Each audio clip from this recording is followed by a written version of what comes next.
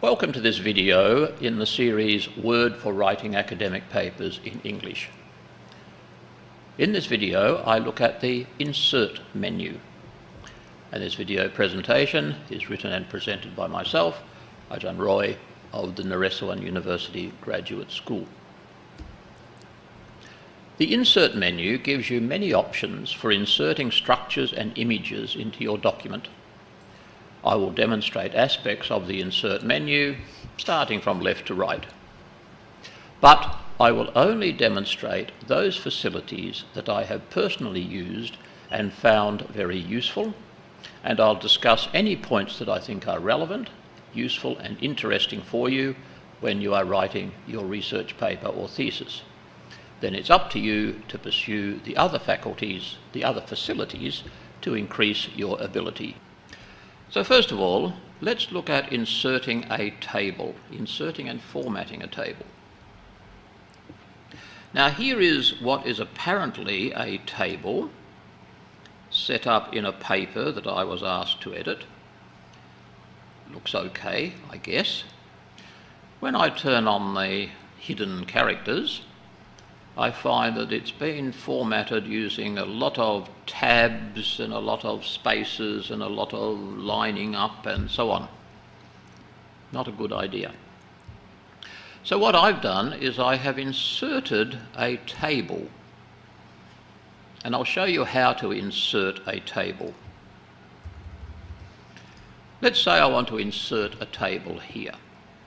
I go to the Insert menu, insert a table, and that allows me to insert a table of 1, 2, 3, 4, 5, 6, 7, 8 rows of 1, 2, 3, 4, 5, 6, 7, 8, 9, 10 columns.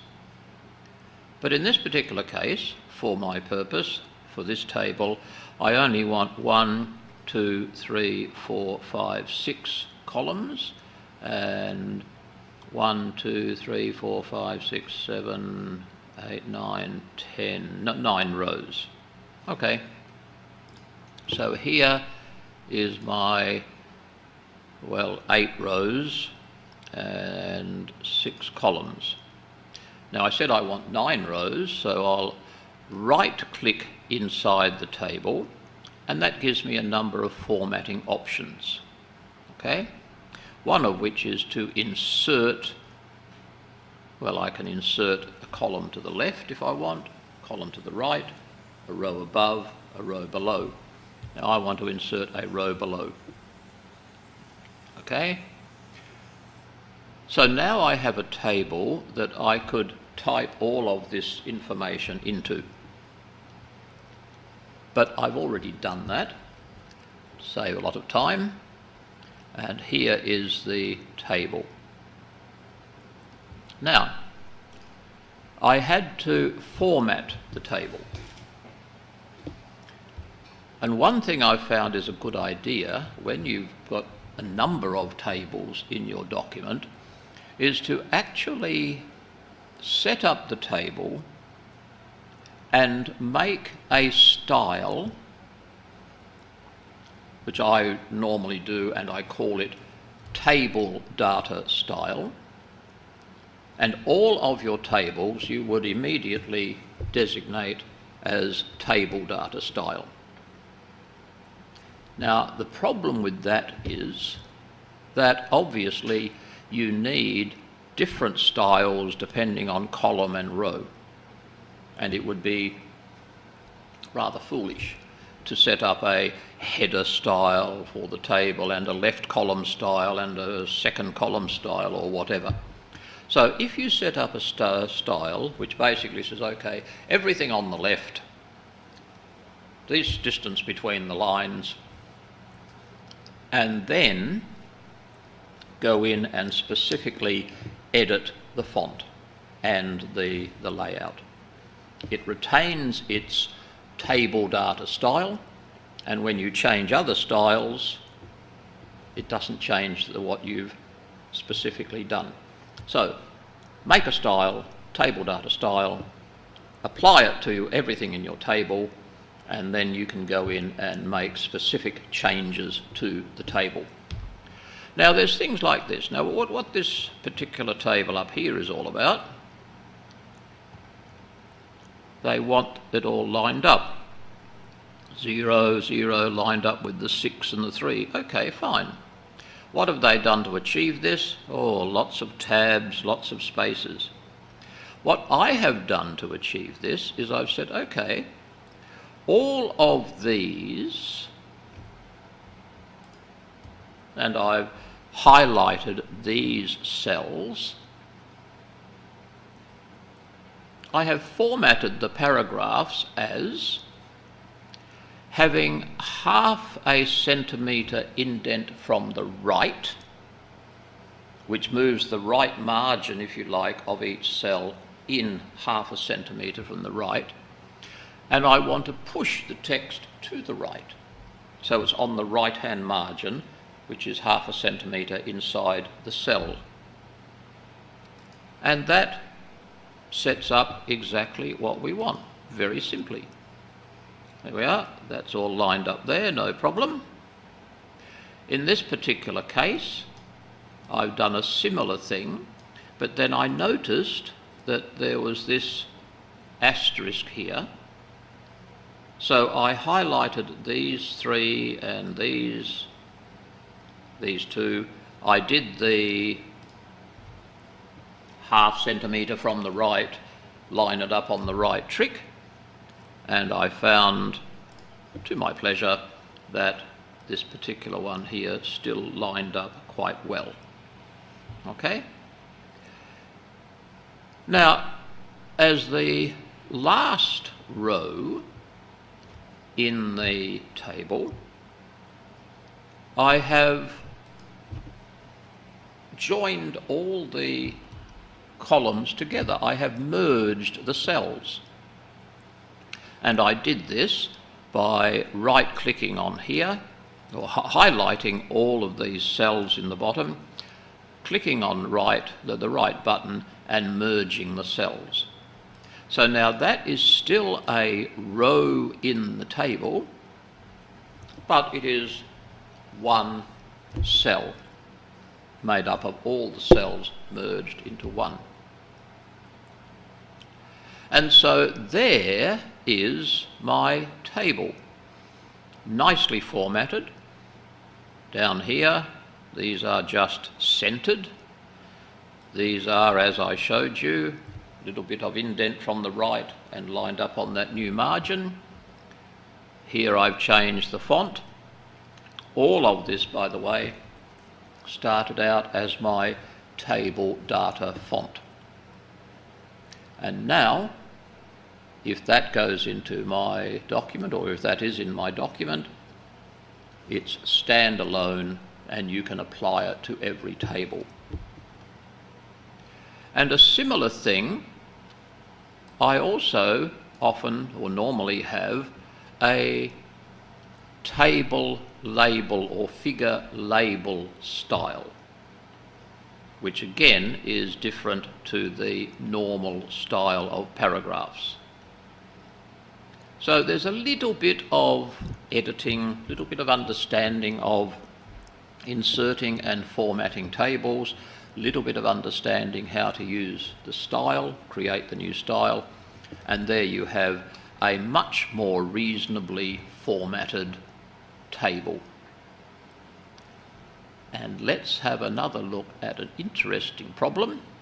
If I then decide, for some reason, as the editors of your journal paper might, that you want this to be 2 columns, I will set 2 columns, and that completely mucks up this strange table that we had before.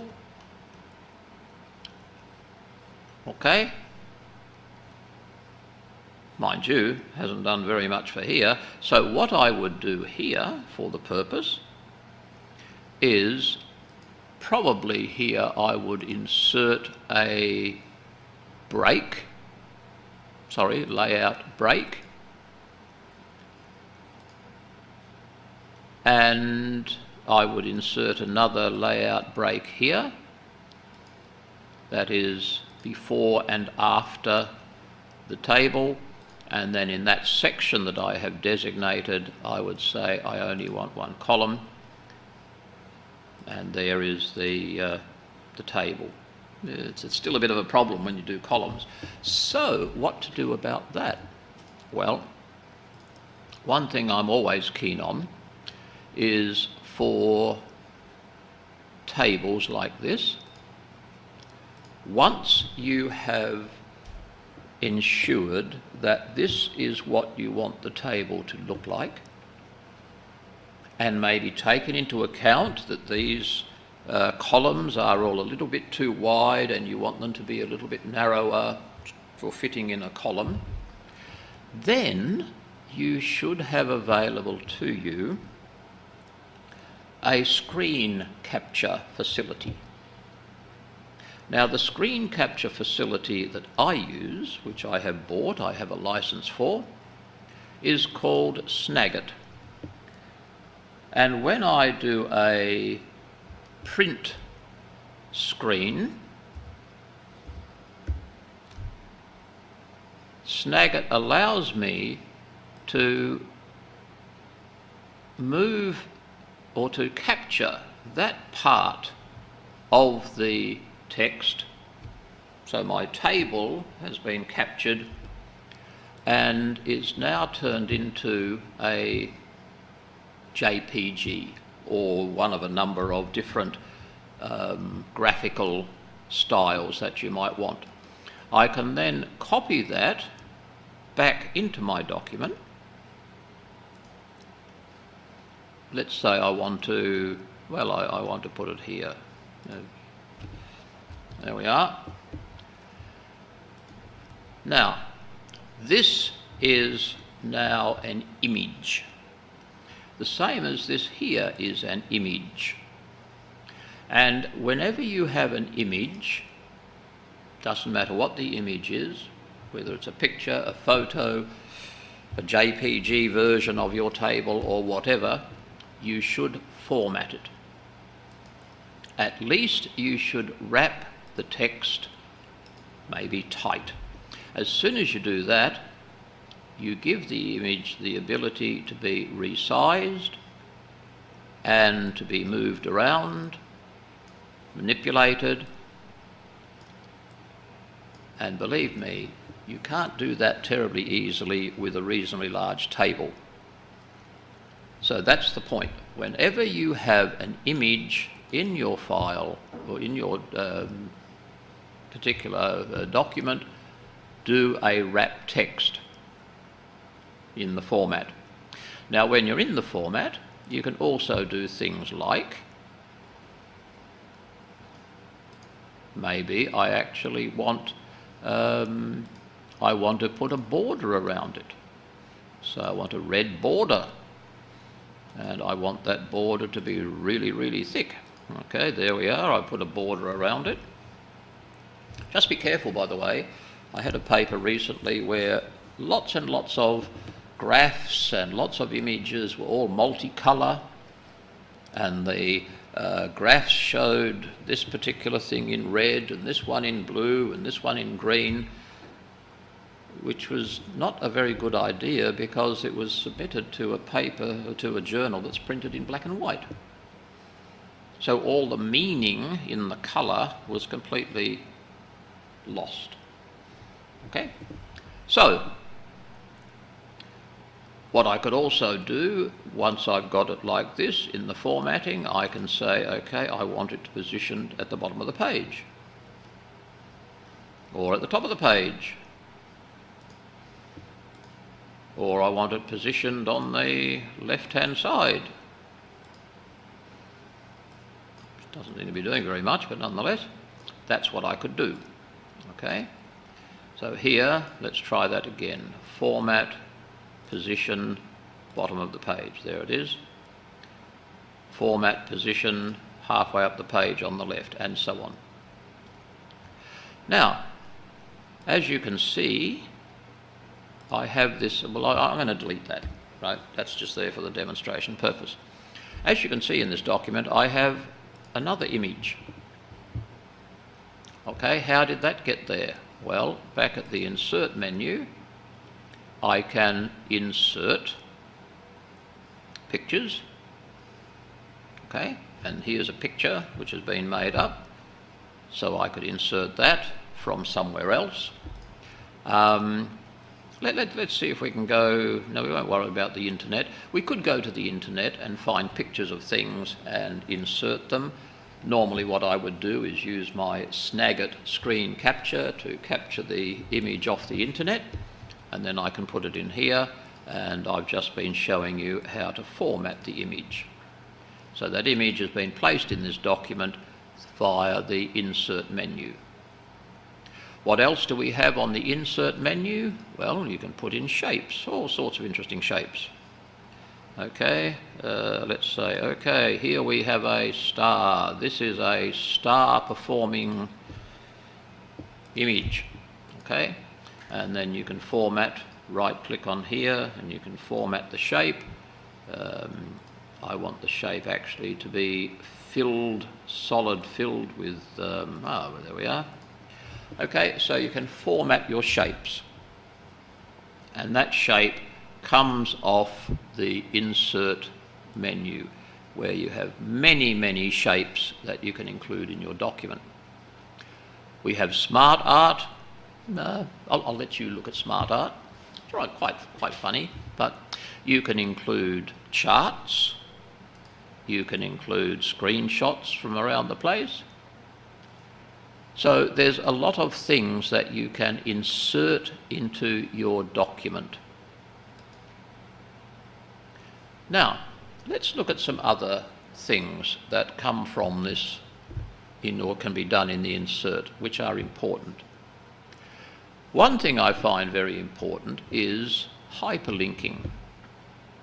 Now I'm going to open another document, which is quite a large document, which in fact I have written. So here is a document that I have written.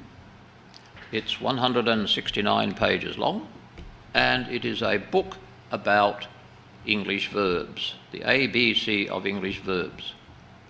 Now let's notice here that I have a table of contents.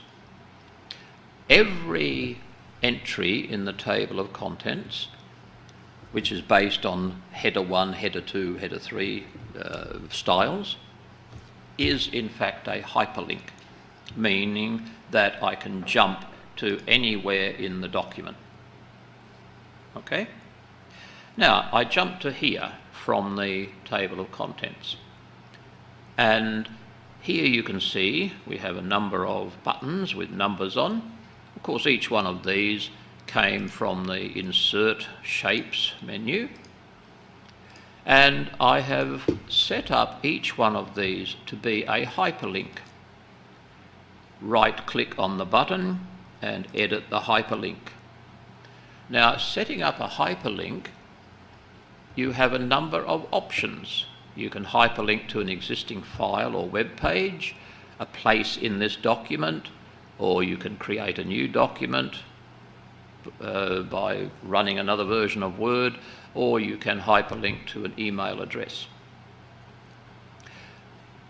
The available places that you can hyperlink to include, if you're looking at a place in this document, include all of the header 1 and header 2 styles already, or you can set up for yourself bookmarks. Now I've set up here a number of bookmarks, and I've called them SEQ1, meaning sequence 1, sequence 2, so sequence 1. Here's a number of sequence 1 bookmarks. And basically I could say, okay, here I want to insert a bookmark. Okay, and I would name that bookmark. I type in what the name of the bookmark is. Okay, now this happens to be sequence 1 basic grammar terms. Okay, fine. Now, If I click on this where I have inserted a hyperlink, that will take me to here. Now here, this is a heading 1, so it's already a bookmark. And I want the situation to be that once I arrive here, and I've had a look at that, I want to go back to that learning sequence 1. So I've put in this little image, and I've created that as a hyperlink back to the bookmark that I created back there, and it comes back here to this bookmark. And I've got the same thing for all of these. You want to look at the question words, hyperlink to here. This is a bookmark automatically because it's a heading 1. Again, I put this little image in here, and I have set that to be a hyperlink back to here where I have made other bookmarks. So that's how you insert and use hyperlinks and bookmarks.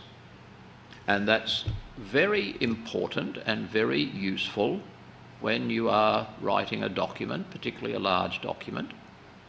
Of course, it's only useful if you're looking at the document in Word. If I print this out, then I don't have any hyperlinking ability on the printed page. And of course, it's very interesting because if I want some information on a present tense pattern for all verbs, I can click on there. This tells me all about it. Then I can click on there back to here, and I'm jumping 20, 30, 40, 50 pages. That's where you can use hyperlinks and bookmarks. Of course, if I go to View and I set up my navigation panel, well, this reflects the online. Now this shows me something interesting. Okay, what's going on here? Why does this page, or why does this look as if it's a heading 1? Okay, well, I've arrived here. Okay, I'll tell you what. I will highlight this and I will call it normal. There we are, that's got rid of that. Same for here. That's normal. Okay, we'll make it normal, and it removes it from there. That's normal, and I'll remove it from there. Okay, so again, I am updating here, and I can then go, if I want, back to the table of contents.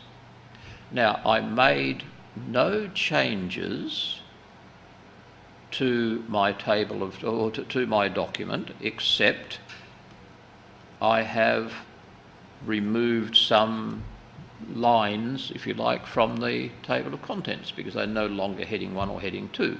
So I could update my table of contents and say, I just want to update the page numbers only.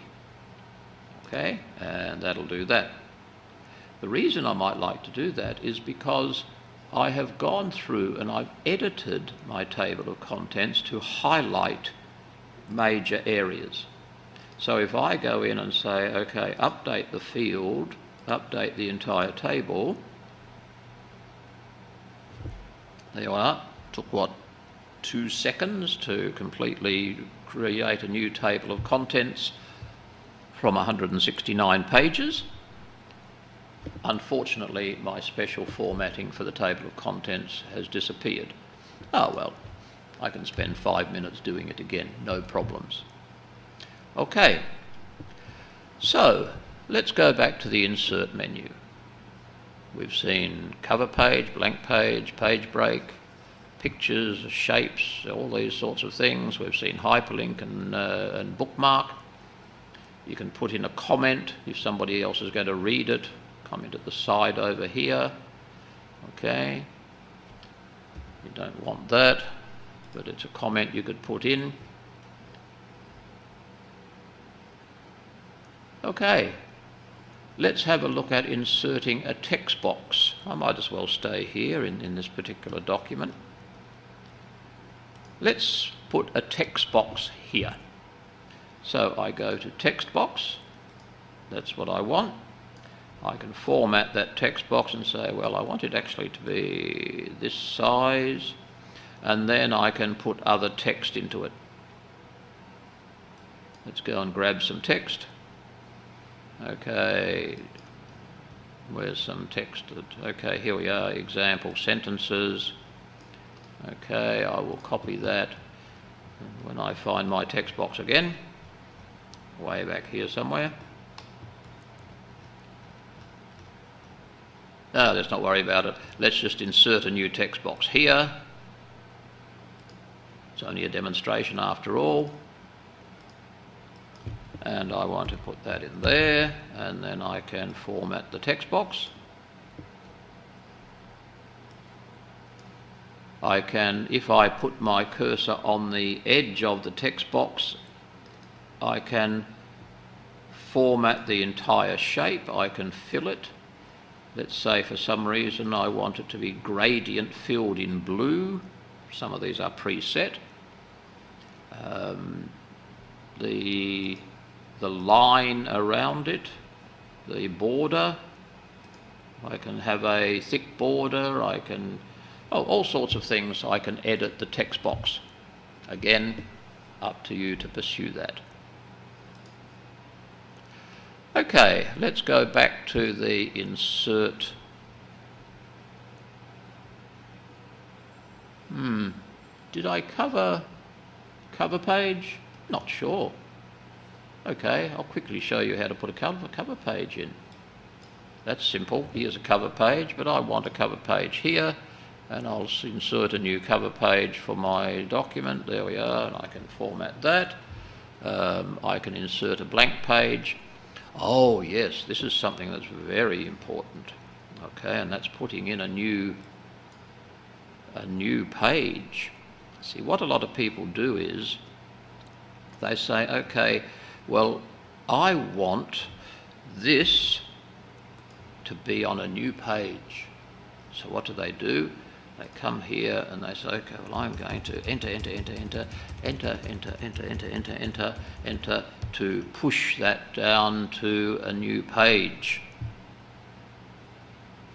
If I turn the hidden characters on, here we are, here's all my enters, right?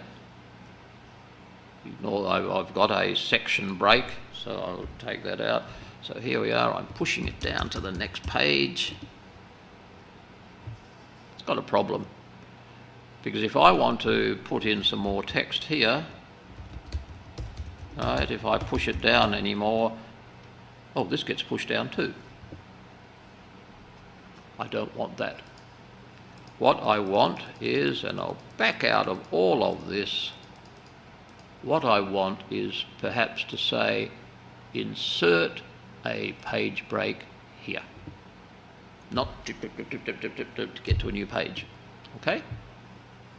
I might even want to insert a blank page for some strange reason. That's what you do there. Okay, what other interesting things can I show you in the insert menu? Well, I can insert a header. Okay. Let's double click on the existing header, and that shows you all sorts of interesting things about headers. Now here I'm saying that I have the option, I can put in a different header for odd and even pages. No, I don't want that. Okay. If I go to a footer, perhaps I want different left and right, different odd and even pages. But nonetheless, here is where you define the parameters of your page header and page footer. Now, in this situation, in my book, I often want to start a new section on a facing page, so I force a new page, but on that new page, which will be blank, I don't want the same header. So If this was linked to a previous header, I would immediately say, no, I don't want to link it to the previous header, and so I can turn this to be blank. So there's all sorts of things you can do with headers and footers. Again, up to you to decide. And for the purpose of the insert menu, yeah, there's word art. That's interesting. You can put in date and time somewhere. You can put in a different object, signature line. You can put in symbols. Let's put a degree C symbol here. There we are. You can put in, what's that, beta. These are symbols here. Now, some versions of Word don't have as many symbols. So what you might need to do is go to the internet and find out how to insert symbols manually. And what I mean by manually is, if I want to insert degrees C or degrees F, and that symbol is not in the symbol list on my particular version of Word, I can go Alt 0176, Alt 0176, and there is a correct degree symbol. C and Alt 0176 F. How do I know that? Well, the version of Word I was using at the time did not have this symbol for degrees C, so I had to put it in myself. And so I went to the internet to find out, how do I insert a degree C symbol? And there's plenty of information on the internet. So that basically concludes my discussion on, well, what I have shown you are the features of the insert menu that I have used frequently when writing and editing research papers, and which you will find are useful when writing a research article. As indicated in the last slide, there are a lot of other features that you can use from the insert menu. It's now up to you to explore them by yourself. The only way you are going to go from being proficient to being expert is to continue exploring Word features and viewing other videos on websites such as YouTube. So thank you for viewing this video. Now you can go to the video on the References menu. Thank you very much.